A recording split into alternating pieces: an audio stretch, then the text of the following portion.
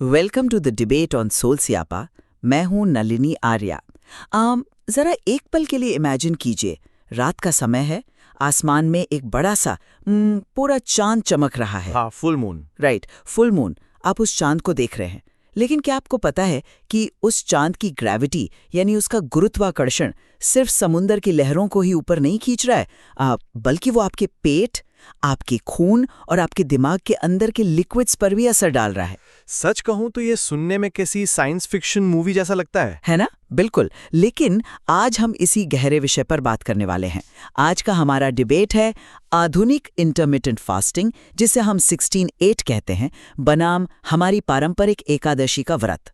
क्या एकादशी सिर्फ एक धार्मिक नियम है, या फिर ये मानव इतिहास का सबसे बेहतरीन और पुराना बायोहैक है? और ये एक बहुत ही क्रिटिकल सवाल है आज के टाइम में। बिल्कुल। और मैं इस चर्चा में लेगेसी विजडम यानी हमारी प्राचीन वैदिक समझ का पक्ष रख रही हूं। मेरा मानना है कि एकादशी सिर्फ पेट खाली रखने का नाम नहीं है। ये हमारे शरीर, दिमाग और इस पूरे ब्रह्मांड की जो एक रिदम है, उसके साथ अलाइन होने का एक बहुत ही डीप बायोलॉजिकल रीसेट है। और मैं आज इस पूरी चर्चा को एक बहुत ही मॉडर्न क्लिनिकल और साइंटिफिक लेंस से देखने वाला हूं। देखिए, मेरा स्टैंड बहुत क्लियर है। अगर आप 16/8 इंटरमिटेंट फास्टिंग को देखें तो ये एक प्रूवन मेटाबॉलिक टूल है। ये कोई थियरी नहीं है। मैं मानती हूँ। रोजाना 16 घंटे भूखे रहना और 8 घंटे खाना, ये एक ऐसा तरीका है जो पूरी तरह से कैलोरी रिस्ट्रिक्शन और सेल्यूलर साइंस पर काम करता है। मतलब इसके लिए हमें ये अनाज मत खाओ या चांद के इस फेज का इंतजार करो जैसे किसी भी रिचुअल वाले ड्रामे की जरूरत नहीं है। विज्ञान बहुत सीधा है। ठीक है, तो चलिए विज्ञान से ही शुरू करते हैं। मेरा नजरिया बहुत प्रैक्टिकल है। साइंस खुद मानता है कि एक वयस्क इंसान का शरीर लगभग 60 से 70% पानी से बना है ना? हाँ, ये तो बेसिक बायोलॉजी है। राइट। हमारे खून से लेकर हमारे दिमाग के अंदर बहने वाले सेरेब्रोस्पाइनल फ्लूइड तक सब लिक्विड है। अब जिस तरह चंद्रमा का गुरुत्वाकर्षण समुंदर के इतने बड़े मास में ज्वार भाटा यानी हाई टाइड और लो टाइड लाता है, तो लॉजिकली वो हमारे शरीर के भीतर के इन तरल पदार्थों को भी तो प्रभावित करेगा ना? ग्रेविटेशनल पुल के लेवल पर शायद थोड़ा बहुत। बिल्कुल करेगा। चंद्रमास के 11वें दिन यानी एकादशी का उपवास कोई अंधविश्वास नहीं है। ये हमारे शरीर के वाटर मैनेजमेंट और हमारी जठराग्नि, जिसे हम डाइजेस्टिव फायर कहते हैं, उसको उस कॉस्मिक रिदम के साथ सिंक करने का एक टूल है। देखिए, आपकी ये चांद वाली बात सुनने में बहुत काव्यात्मक लगती है, पोएटिक है। लेकिन अगर हम प्योर फिजियोलॉजी और आज के क्लिनिकल डेटा की बात करें तो तस्वीर थोड़ी अलग है। मतलब हाल ही में ब्रिटिश मेडिकल जर्नल यानी BMJ में एक बहुत बड़ी स्टडी पब्लिश हुई थी। हाँ, 2024 वाला मेटा एनालिसिस, राइट? एग्जैक्टली।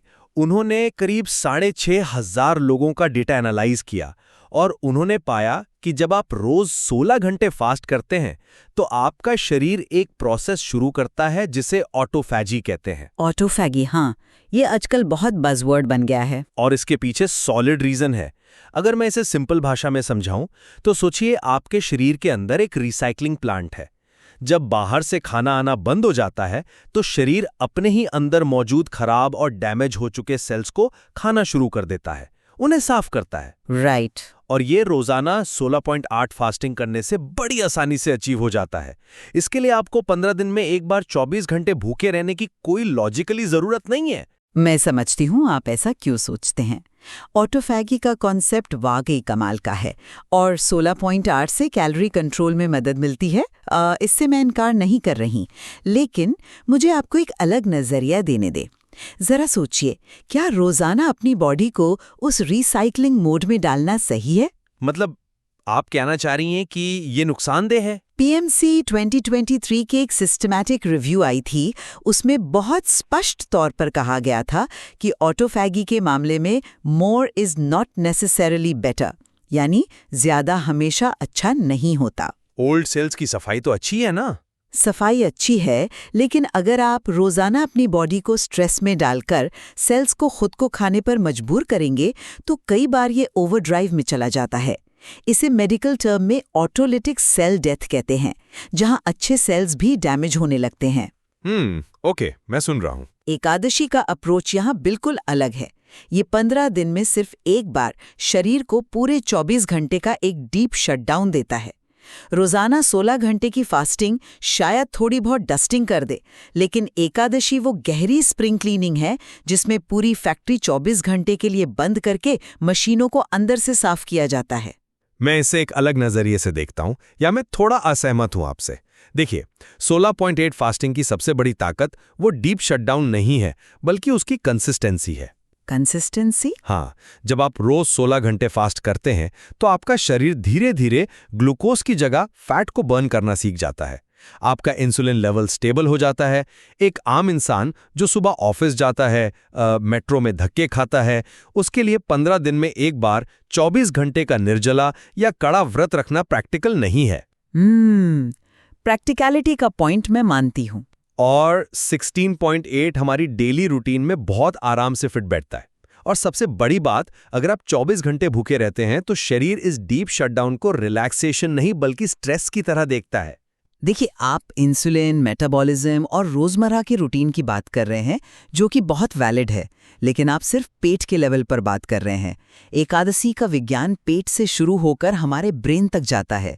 आपने लीवर की रिसर्च के बारे में सुना है? लीवर, आप वो लूनाटिक इफेक्ट वाली रिसर्च की बात कर रही हैं? बिल्कुल, लूनाटिक इफेक्ट। ये स्टडी दिखाती है कि पूर्णिमा और अमावस्या के आसपास साइकेट्रिक वार्ड्स में मरीजों का एग्रेशन बढ़ जाता है। लोगों में मानसिक तनाव पीक पर होता है। हाँ, ये मैंने पढ़ा है। क्योंकि ग्रेविटेशनल पुल हमारे ब्रेन के फ्लूइड्स को डिस्टर्ब करता है। आयुर्वेद भी यही कहता है कि चांद के प्रभाव से शरीर में पानी का स्तर बदलता है और हमारा डाइजेशन उस वक्त सबसे कमजोर होता है। अब टाइमिंग देखिए, एकादशी 11वें दिन आती है, यानी उस पीक से ठीक पहले। अच्छा, तो आप कह रही हैं कि ये प्रिवेंटिव है? एग्जैक्टली। ये उस ज्वार भाटे या टाइडल इफेक्ट को बेअसर करने का एक रणनीतिक तरीका है। जब पेट खाली होगा, बॉडी में खाना और पानी कम होगा, तो गुरुत्वाकर्षण का हमारे नर्वस सिस्टम पर जो खिंचाव पड़ने वाला है, उसका असर कम से कम हो जाएगा। आपकी इस बात में एक फिलॉसफी तो है, पर अगर मैं प्योर साइंस की बात करूं तो मॉडर्न मेडिसिन में चांद और मानव पाचन के बीच का कोई बहुत मजबूत या सीधा कनेक्शन नहीं माना जाता। विज्ञान कॉस्मिक रिदम पर उतना फोकस नहीं करता जितना वो सर्केडियन रिदम पर करता है। तो आपके हिसाब से सर्केडियन रिदम ज्यादा इंपॉर्टेंट है? एग्जैक्टली। देखिए, हमारी बॉडी के अंदर एक 24 घंटे की बायोलॉजिकल क्लॉक होती है जो सूरज की रोशनी से चलती है, चांद की ग्रेविटी से नहीं। जब सूरज उगता है, हमारा मेटाबॉलिज्म फास्ट हो जाता है। जब सूरज ढलता है तो मेलाटोनिन रिलीज होता है और डाइजेशन स्लो हो जाता है। 16.8 इंटरमिटेंट फास्टिंग इसी बायोलॉजिकल क्लॉक का सम्मान करती है। मैं सुन रही हूँ। आप शाम को खाना बंद कर देते हैं, 16 घंटे फास्ट करते हैं और बॉडी अपनी रोज की साइकिल कंप्लीट करती है। 15 दिन में एक बार चांद की पोजीशन के हिसाब से बॉडी को शॉक देने से बेहतर है कि हम रोज अपनी बायोलॉजिकल क्लॉक को सही रखें। मैं आपकी इस बात को बिल्कुल खारिज नहीं कर रही कि सर्केडियन रिदम इंपॉर्टेंट है, वो बहुत जरूरी है। लेकिन हम इंसान किसी फैक्ट्री की मशीन नहीं है जो सिर्फ सूरज की रोशनी से ऑन या ऑफ होते हैं। हाँ, ये भी है। हम इस पूरे इकोसिस्टम का एक बहुत ही सेंसिटिव हिस्सा हैं। हम सूरज और चांद दोनों से प्रभावित होते हैं। खैर, अगर हम वापस फास्टिंग की प्रैक्टिकलिटी पर आएं, तो 16.8 में सबसे बड़ी प्रॉब्लम क्या है पता है? वो है फास्ट को खोलने का तरीका। फास्ट खोलने का तरीका मतलब आप ईटिंग विंडो की बात कर रही हैं? हाँ, मैं इसे एक एक एनालॉजी से समझाती हूँ। इमेजिन कीजिए कि एक स्पंज है जो बहुत दिनों से धूप में रखा है, एकदम सूख गया है, कड़क हो गया है। ओके। अब आप अचानक से उस पर एक बाल्टी पानी डाल दीजिए, क्या होगा? वो सूखी स्पंज उस पानी को सोखने के बजाय उसे बाहर की तरफ धकेल देगी। पानी बस उसके ऊपर से बह जाएगा। एग्जैक्टली। मेरा पॉइंट यही है। वो स्पंज पानी एब्जॉर्ब नहीं कर पाएगा। और आज मॉडर्न 16.8 फास्टिंग करने वाले लोग क्या करते हैं? वो सीधा जंक खाते हैं। बिल्कुल। 16 घंटे घड़ी देखकर फास्ट किया और जैसे ही 16 घंटे 1 मिनट हुआ, बर्गर, पिज्जा या हेवी कार्ब्स वाला खाना खाकर फास्ट तोड़ लिया। उस सूखी स्पंज पर अचानक से जंक फूड का बम फोड़ देते हैं। अरे वाह, ये एनालॉजी वाकई बहुत ही विजुअल और सटीक है। और मेडिकली भी यही होता है ना? इससे भयंकर गैस्ट्रिक डिस्ट्रेस होता है। हाँ, क्योंकि जब आपकी आंतें, आपका गट 16 या 24 घंटे तक पूरी तरह खाली होता है तो पेट की अंदरूनी परत, जिसे हम म्यूकोसा कहते हैं, वो एक्सट्रीमली सेंसिटिव हो जाती है। राइट। और यहीं पर एकादशी का स्पिरिचुअल न्यूट्रिशन पिक्चर में आता है। एकादशी में व्रत खोलने का यानी द्वादशी के दिन का एक बहुत ही सख्त और साइंटिफिक प्रोटोकॉल है। क्या आपको पता है एकादशी का व्रत पारंपरिक रूप से कैसे खोला जाता है? मुझे इसके रिचुअल वाले पार्ट का बहुत आइडिया नहीं है, पर मैं न्यूट्रिशन साइंस के एंगल से जानना चाहूंगा। इसे आंवला और अगस्त्य के पत्ते, जिसे अगाथी कीराई कहते हैं, वो खाकर खोला जाता है। Old school remedies. और ये कोई रैंडम चॉइस नहीं है। खाली पेट रहने के बाद जब हम आंवला खाते हैं, जो विटामिन सी और टैनॉइड से भरा होता है, तो वो एक एंटी अल्सर एजेंट की तरह काम करता है। ओह, इंटरेस्टिंग। हाँ, वो पेट में एसिड के स्पाइक को तुरंत न्यूट्रलाइज करता है, ऑक्सीडेटिव स्ट्रेस को कम करता है, और वो अगस्त के पत्ते वो सीधे आपके गट माइक्रोबायोटा को रिस्टोर करते हैं और कब्ज होने से रोकते हैं। ये सिर्फ कैलोरी लेना नहीं है, ये एक प्रिस्क्रिप्शन है, एक मेडिकल डोज है जो उस सूखी स्पंज को धीरे धीरे वापस अपनी नॉर्मल स्टेट में लाता है। मुझे ईमानदारी से इस बात को स्वीकार करने में कोई हिचक नहीं है कि मॉडर्न इंटरमिटेंट फास्टिंग में सबसे बड़ा जो लूप होल है वो यही रीफीडिंग प्रोटोकॉल है। बिल्कुल है। हमारे पास फास्ट करने के रूल्स हैं, पर फास्ट कैसे खोलना है इसे लेकर कोई गाइडलाइंस नहीं है। लोग खाने की खिड़की खुलते ही जरूरत से ज्यादा कैलोरीज और प्रोसेस्ड फूड डंप कर देते हैं। आपने आंवला और अगस्त का जो एग्जाम्पल दिया वो क्लिनिकली बहुत साउंड है। Thank you. क्योंकि लंबे उपवास के बाद हमें ऐसे ही फूड्स चाहिए जो प्रोबायोटिक हो और एंटी इन्फ्लेमेटरी हो। इस मामले में एकादशी का ये साइंस बेहतरीन है। लेकिन मुझे यहाँ एक बहुत ही क्रिटिकल सवाल उठाना है। बताइए, मैं सुनने के लिए तैयार हूँ।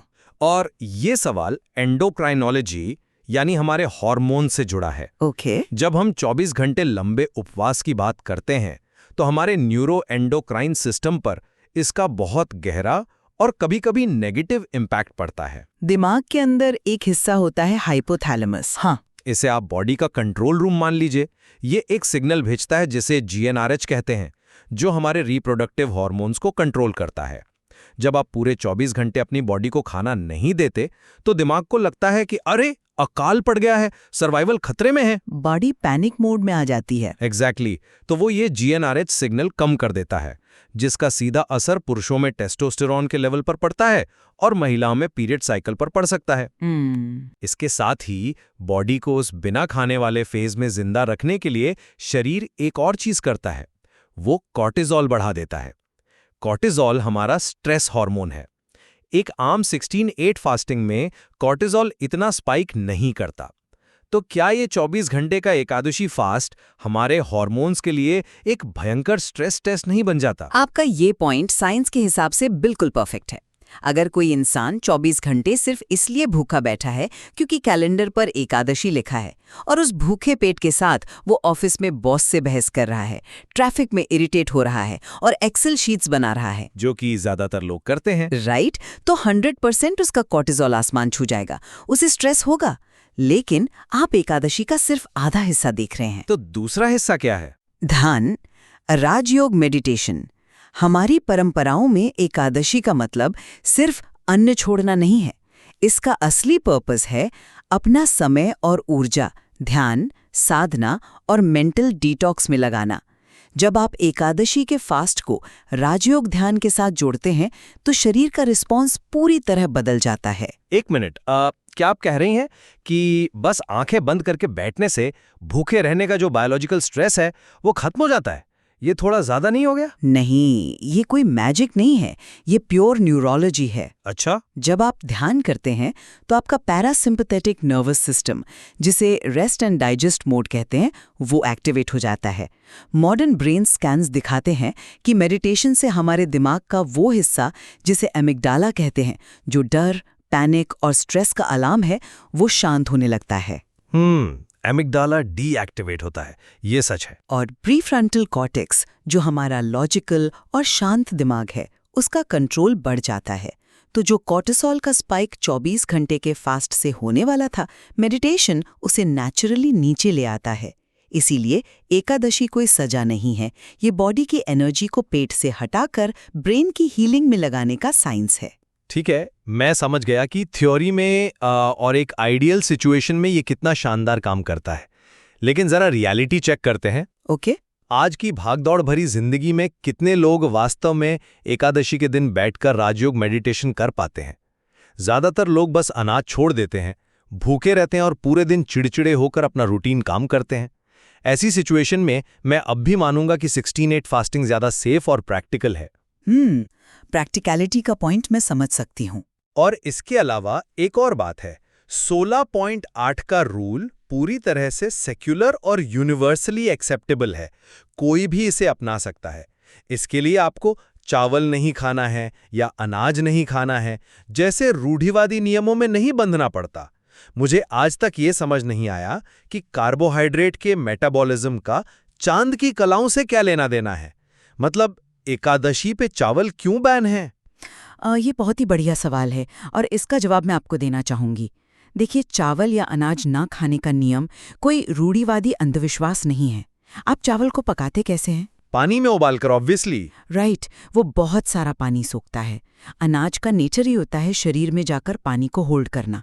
जैसा कि हमने पहले चर्चा की, चांद की ग्रेविटी का हमारी बॉडी के वाटर लेवल पर गहरा असर पड़ता है और वो पूर्णिमा की तरफ बढ़ते हुए पानी को ऊपर खींचता है। ओके, मैं कनेक्शन देख पा रहा हूँ।